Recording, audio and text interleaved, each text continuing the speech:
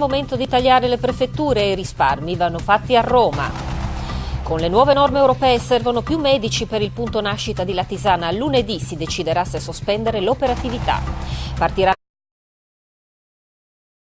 A Latisana continua a far discutere il destino del locale punto nascita. La Regione ha chiesto alla direzione dell'azienda sanitaria di ritirare il provvedimento con cui si dispone la sospensione dell'attività a partire dal 17 dicembre a causa di carenze d'organico, impegnandosi a risolvere il problema contingente. Il futuro della struttura però rimane tutto da definire, i comitati locali sono in agitazione e alcune mamme in attesa non sanno dove partoriranno. Antonio Di Bartolomeo.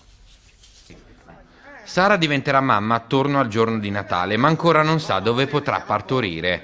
Dopo aver seguito tutto il percorso a Latisana con un ginecologo, ostetrica, eccetera, adesso ho il dubbio del dove andare.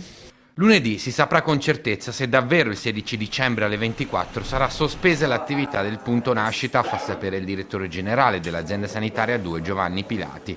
Al momento è ancora in vigore il decreto da lui firmato ieri. Il motivo? In reparto ci sono solo 8 medici contro i 16 previsti. Nonostante le ferie bloccate, dice Pilati, è impossibile garantire la presenza di almeno un pediatra nell'arco delle 24 ore, in particolare dopo l'arrivo di una norma europea che limita il ricorso allo straordinario dei camici bianchi. La presidente Deborah Serracchiani e l'assessore Alessandra Telesca hanno chiesto a Pilati di rivedere la decisione.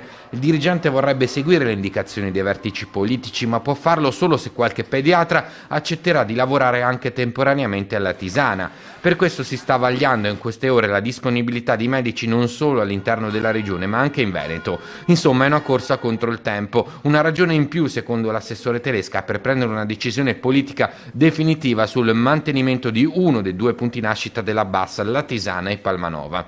Entro gennaio, afferma, c'è anche da verificare la variabile Portogruaro. La politica veneta vorrebbe infatti riaprire nel punto nascita. Sono già centinaia le tessere elettorali che i cittadini della Bassa Friulana hanno consegnato al comitato Nascere a Latisana. Il sindaco Salvatore Benigno commenta così. Con la chiusura del punto nascita non abbiamo più pediatri, quindi dalle 17 del pomeriggio e nei giorni festivi non avremo più il presidio delle emergenze. Queste sono domande che non hanno avuto ancora risposta da parte della Regione. Anche il vice sindaco di Ronchis, Manfredi Michelutto, non l'ha presa bene. I miei cittadini sono pronti a fare comunque le barricate, anche con i trattori, visto che noi siamo per fortuna ancora un paese rurale e abbiamo ancora i trattori. A 40 anni dalla legge Basaglia, il Friuli